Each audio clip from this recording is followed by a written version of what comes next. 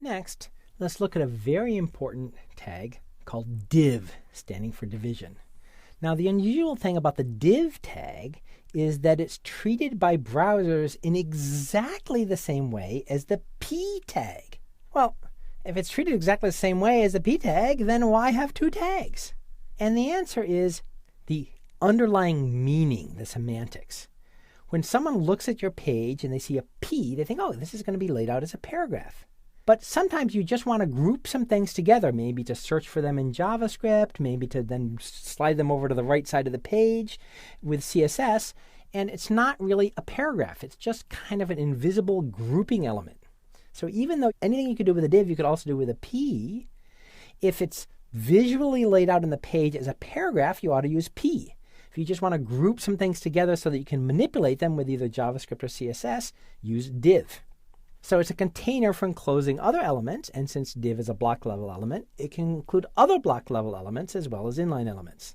It has a line, it has style, it has class, it has ID, same as the other elements. And there's two main reasons for using it: CSS and JavaScript.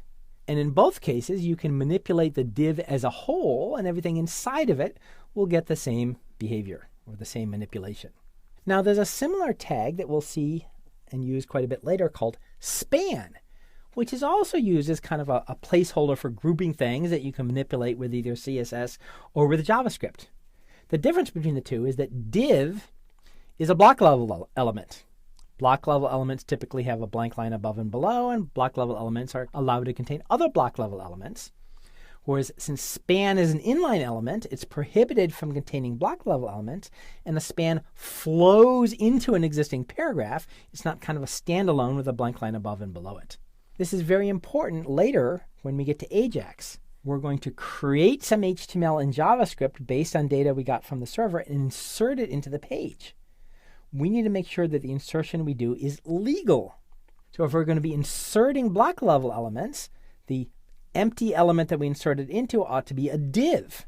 But if we're just going to be inserting text and we want it to flow into an existing paragraph, the blank element that we inserted into ought to be a span. Okay, so span is like div. It's used as a container, but it's an inline element.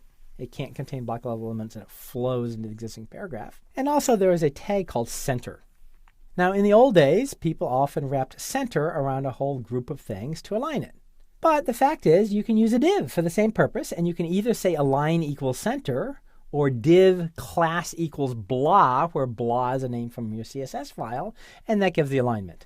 The div way is moderately strongly preferred in modern applications, and so there's really no reason for you to ever learn about or use the center tag.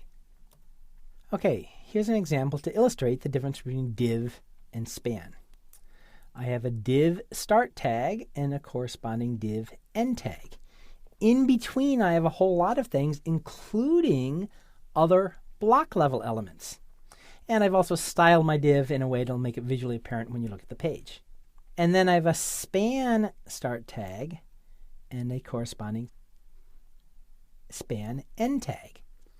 The div element will be set off separately in the page. It'll have a blank line above and below by default.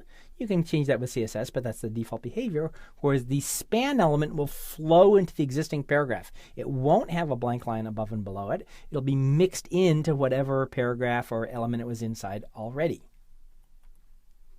So if I look at the result, the div has a blank line above and below it. This kind of border around it, I just use CSS to make that visually apparent. Whereas the span flowed into the existing element.